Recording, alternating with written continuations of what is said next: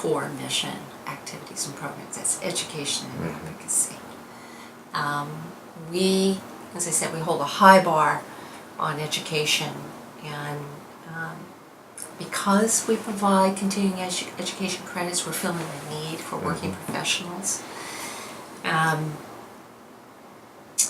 Our annual conference is our hallmark event for education.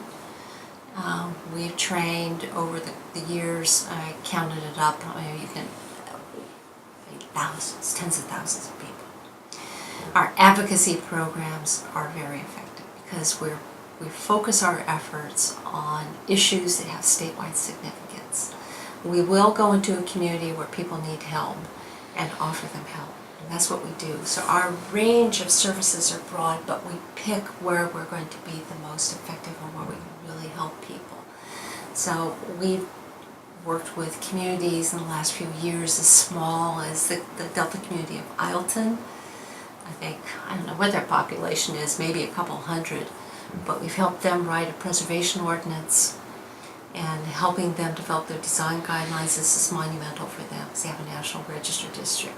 And we've worked with them all the way up to communities like Los Angeles and partnering with the Los Angeles Conservancy on important issues like saving the Ambassador Hotel, working with San Francisco, large communities, working at the statewide level, seeking reform and changes in the Mills Act. We were instrumental in helping get revisions to proposed legislation that would have put some very restrictive requirements on local jurisdictions and the State Office of Historic Preservation in enforcing the Mills Act.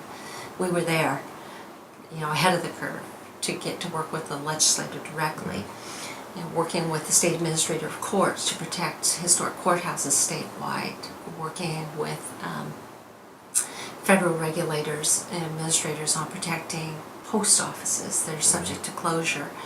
So the range of services that we provide are broad. Funding comes from membership, revenue from our programs, which are the conference. We hold the only statewide preservation conference. We've been doing it now for 37 years. Our design awards and major gifts. Our support to local organizations ranges from direct support to networking opportunities, discounts. So we try to reach out as much as we can. California is a big state, geographically large, long, 36 million people. It's tough to provide service to all corners of the state with a staff of 4, but we do a heroic job. A staff of 4. A staff of 4. Oh my goodness. Yes. And so it's all about networking. It's all about networking. Yeah. It's about really working in the most efficient way to reach people.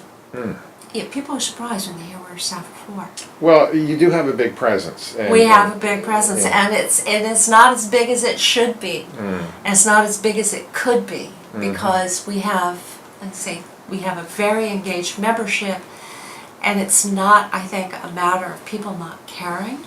I think people do care about their communities, and when you ask them if they're a preservationist, some people may look at you a little puzzled. But if you ask them if they care about their towns, about the character of their towns, if you ask them if historic buildings are important to them and places are important, the answer is yes. You're not going to hear people say no.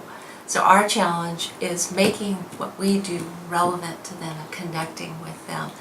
So yeah, we have a staff of 4. We have sustained this organization for 36 years with a very small staff, but a very committed core of volunteers, which include our board of trustees. And so yeah, people are surprised when they hear staff of 4.